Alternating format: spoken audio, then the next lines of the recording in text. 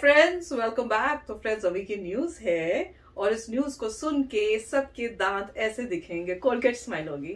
तो न्यूज है, ये चुके चुके देख रहे हैं। न्यूज है T Raja Kumar new FATF president. Wow, अब आएगा मजा। मैं कहूंगी क्या भाई, अच्छा सा कोई मुहावरा बताओ। एक तो है कि अब आएगा ऊंट पहाड़ के नीचे, पर उससे भी बड़े होना चाहिए कोई ये मुहावरा, क्योंकि ये तो कमाल की न्यूज है। ये कोशिश कर रहे हैं निकलने की।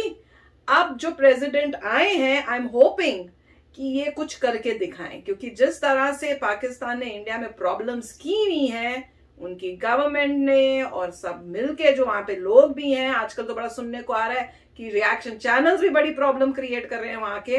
तो हर एंगल से प्रोपोगेंडास अगेंस्ट इंडिया तो चल रहे हैं। तो उसको देख के तो लगता है कि इनको जो है कुछ अच्छा स्टैंड ले तो मजा आएगा। तो वीडियो शुरू करते हैं। राइट, इसमें कोई बायस वाली बात नहीं है।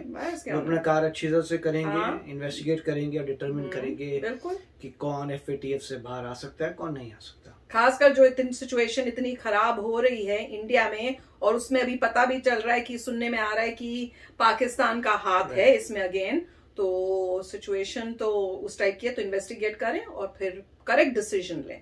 तो वीडियो शुरू करते हैं। वीडियो शुरू करने से पहले अगर आप चैनल पर नए हो और आपने अभी तक सब्सक्राइब नहीं किया है, तो जल्दी से पहले सब्सक्राइब के बटन और बेल आइकन को क्लिक कर लो, ताकि आपको हमारे सारे न्यू वीडियोस के नोटिफिकेशन मिल जाए जैसे हम अपलोड करें। अगर आपको वीडियो पसंद आता है प्लीज लाइक एंड शेयर। चलिए शुरू करते हैं। नमस्कार दोस्तों, स्वागत है आपका हिंदी नॉलेज शो में। तो दोस्तों, वीडियो शुरू करने से पहले मैं रिक्वेस्ट करूंगा कि यार पहले ये पाकिस्तानी सरकार का चिल्लाना बंद करवाओ, चीन का चीखना बंद करवाओ, और जो ये तुर्की बहुत ज्यादा बोल रहा है, इनके मुंह पर ताला लगवाओ। अब आप लोग कहोगे कि चलिए ये तो बंद हम करवा देंगे, लेकिन पहले ये तो बताओ कि ये चीख चिल्ला क्यों रहे हैं। तो इसका कारण ये है कि FATF जो तीनों देशों की नाक में दम किए रहता है, जिसने पिछले 3 सालों में तुर्की और पाकिस्तान की अर्थव्यवस्था का जुलूस निकलवा दिया है पूरी दुनिया में, वो भी ढोल नगाड़ों के साथ बिल्कुल बर्बाद करके छोड़ा है, जिससे चीन हर समय डरता रहता है कि कहीं FATF हमें भी अपनी ग्रे लिस्ट या ब्लैक लिस्ट में ना डाल दे। उसी FATF का प्रेसिडेंट यानी अध्यक्ष अब एक भारतीय मूल का व्यक्ति बनने जा रहा है। जी हाँ, अब से कुछ ही देर पहले FATF ने खुद ये बात रिवील करी है कि टी राजा कुमार वो अब FATF के नए प्रेसिडेंट बन चुके हैं, और 2 सालों तक उनका कार्यकाल होगा, यानी कि 2024 के अंत तक। वहीं बात करें टी राजा कुमार जी की, तो वैसे तो ये भारतीय मूल के हैं, लेकिन ये सिंगापुर में रहते हैं, और सिंगापुर की सरकार में, वहां के पुलिस डिपार्टमेंट में ये बहुत ही हाईएस्ट पोजीशन पर रह चुके हैं। करप्शन के खिलाफ ये बहुत ही सख्त माने जाते हैं, खासकर की मनी लॉन्ड्रिंग के खिलाफ तो इन्हें मास्टरी हासिल है, और इसीलिए इन्हें नया FATF का प्रेसिडेंट चुना गया है। लेकिन सवाल ये उठता है कि चीन, तुर्की, पाकिस्तान इस बात से इतने डरे हुए क्यों हैं। तो मैं आपको एक एक सबके कारण बताता जाऊंगा। सबसे पहले पाकिस्तान इसलिए डरा हुआ है क्योंकि वो लगभग FATF की ग्रे लिस्ट से बाहर निकलने ही वाला है। अक्टूबर में FATF की एक टीम जाएगी पाकिस्तान, जो एक ऑन साइट विजिट करेगी, जिसके बाद ऑफिशियल तौर पर पाकिस्तान ग्रे लिस्ट से बाहर आ जाएगा। उसके बाद पाकिस्तान को अच्छा खासा इन्वेस्टमेंट दुनिया भर से मिल सकता है। इसके अलावा कर्ज मिल सकता है, वो भी बहुत ही कम ब्याज दरों पर। ऐसे में पाकिस्तान को अक्टूबर के बाद बहुत ज्यादा फायदा होने जा रहा था, लेकिन ऐन वक्त पर एक भारतीय मूल का व्यक्ति FATF का प्रेसिडेंट बनने जा रहा है, और सिंगापुर पाकिस्तान के रिलेशन वैसे भी उतने अच्छे नहीं है जितने भारत सिंगापुर के हैं। इसी बात से पाकिस्तान डरा हुआ है कि कहीं ऐन वक्त पर ये जो मुंह चला गया है, ये खेल ना कर दे और पाकिस्तान FATF की ग्रे लिस्ट में बना रहे। बात करें तुर्की की, तो तुर्की इसलिए ज्यादा डरा हुआ है क्योंकि अब से कुछ ही महीने पहले अप्रैल में तुर्की भी FATF की ग्रे लिस्ट में जा चुका है, और अगर जल्दी ही तुर्की बाहर नहीं निकलता है ग्रे लिस्ट से, तो उसकी हालत भी वैसी ही होगी जैसी आज पाकिस्तान की है। और इसकी शुरुआत तो ऑलरेडी तुर्की में हो चुकी है। इनकी जो करेंसी है तुर्किश लीरा, वो 100% तक डिक्लाइन कर चुकी है। ऐसे में तुर्की को जल्द से जल्द FATF की ग्रे लिस्ट से बाहर निकलना है, और तुर्की सोच ही रहा था कि आने वाले 3-4 महीनों में जब FATF की दूसरी मीटिंग होगी, तो उसमें वो इस मुद्दे को उठाएगा और ग्रे लिस्ट से बाहर निकलने का प्रोसेस शुरू कर देगा। उसके बाद 1 साल के अंदर FATF की लिस्ट से तुर्की बाहर आ जाएगा। लेकिन अब इसके चांस कम है, क्योंकि एक बार फिर से सिंगापुर और तुर्की के रिलेशन अच्छे नहीं हैं। दूसरी बात, एक भारतीय मूल का व्यक्ति FATF का अब प्रेसिडेंट बन चुका है, तो इस बात से तुर्की डरा हुआ है, क्योंकि तुर्की पिछले 3 सालों से भारत का विरोध दुनिया भर में करता आया है और चीन और पाकिस्तान के बाद तीसरा सबसे बड़ा विरोधी देश बन चुका है भारत का तुर्की। ऐसे में तुर्की इस अपॉइंटमेंट से बहुत ही ज्यादा परेशान है। बात करें चीन की, तो चीन का केस यहां पर यूनिक है। दरअसल इस समय दुनिया में कुछ ही ऐसे देश हैं जो चीन के साथ हैं, वरना पूरी दुनिया चीन विरोधी है। लेकिन मुसीबत यह है कि चीन के साथ जो देश हैं वो फाइनेंशियली और सैन्य तौर पर दोनों तरीके से बहुत कमजोर हैं।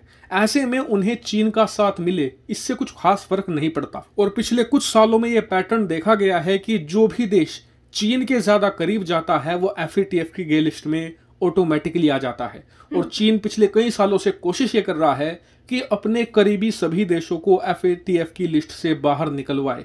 लेकिन अब एक भारतीय मूल का व्यक्ति जब प्रेसिडेंट बन चुका है, तो चीन के सहयोगी FATF की लिस्ट से बाहर निकलना तो छोड़िए, संभावना चीन को यह लग रही है कि उसके खिलाफ भी FATF में कुछ एक्शन लिए जा सकते हैं। और इसीलिए 3 देशों की तिकड़ी इस अपॉइंटमेंट से खासी नाराज दिख रही है। हालांकि इस अपॉइंटमेंट पर आपका क्या मानना है, कमेंट करके जरूर बताएगा। फिलहाल इस वीडियो में इतना ही। Thank you very much for watching. तो भाई कैसी लगी? मजा आ गया, मुझे तो मजा ही आ गया। जब बोलते हैं ना इंडियन ओरिजिन का कोई है, चाहे वो किसी भी पार्ट ऑफ द वर्ल्ड का हो, मजा आ जाता है। एक तो बहुत प्राउड फील होता है, खुशी मिलती है, और खासकर इस टाइम, और वो भी FATF का बनना, इट इज जस्ट अमेजिंग। वही कहते हैं ना, भगवान जी की लाठी में क्या वो आवाज नहीं होती। नहीं, मगर ये नहीं कह सकते इंडियन ओरिजिन का बंदा कोई आएगा तो वो बायस नहीं, बायस कोई नहीं होगा, वो अपनी ड्यूटी पूरी करेगा, ये बहुत अच्छे से करेगा। और जो वाकई गड़बड़ बंदा है वो बाहर नहीं निकल पाएगा। बिल्कुल, गड़बड़ कंट्री, यहाँ बंदा नहीं है, कंट्री है। पॉइंट यही है। और ये घबरा इसी ले रहे हैं क्योंकि अंदर से डर तो है ही भैया, गलत काम किए हैं। अब हमने पता नहीं इन्होंने ठीक किए भी हैं और कि ऐसी दिखावे के लिए करे हैं। अब आए हैं, जैसे बता रहे हैं कि बड़े स्ट्रांग हैं, स्ट्रिक्ट हैं, प्रिंसिपल वाले हैं, तो वी आर होपिंग कि स्ट्रिक्टली इन्वेस्टिगेट करें, सब कुछ देखें, जो भी टीम भेजे वो बेस्ट ऑफ द टीम हो और अनबायस्ड होके करेक्ट डिसीजन दें।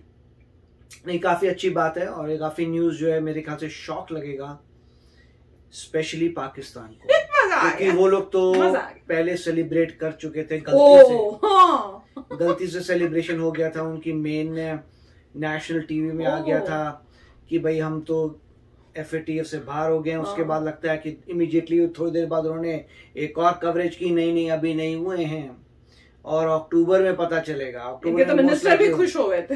राइट, मतलब वहां पे किसी ने को र्यूमर चलाया और वो सभी लोग सेलिब्रेशन मोड में चले गए। फिर पता लगा नहीं सेलिब्रेशन करना है आपको, अक्टूबर में भी रुक जाओ। और उसके बाद अब ये न्यूज आ गई है।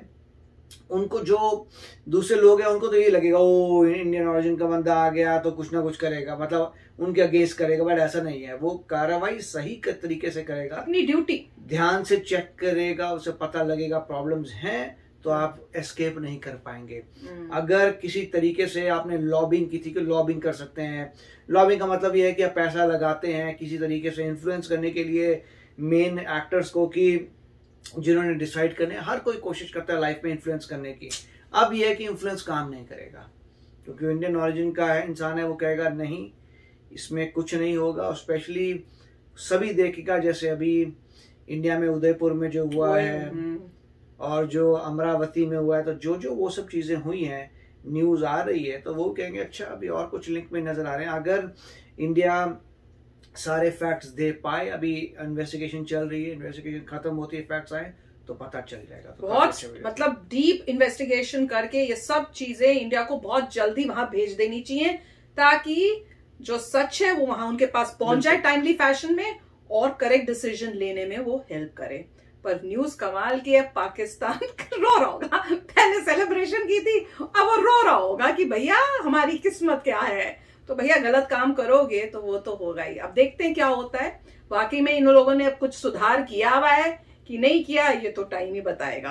पर न्यूज इज फैंटास्टिक, जैसे बोलते थे ना T is fantastic, news is fantastic. तो चलो फ्रेंड्स चलते हैं, मिलेंगे नेक्स्ट वीडियो में बहुत ही जल्द। Till then take care and bye bye. तो अगर आप मेरे इस चैनल पे नए हो तो जल्दी से सब्सक्राइब के बटन को हिट करो और बेल आइकन को क्लिक करो ताकि आपको मेरा जब नया वीडियो मैं लगाऊं आपको उसके बारे में जल्दी से पता चल जाए।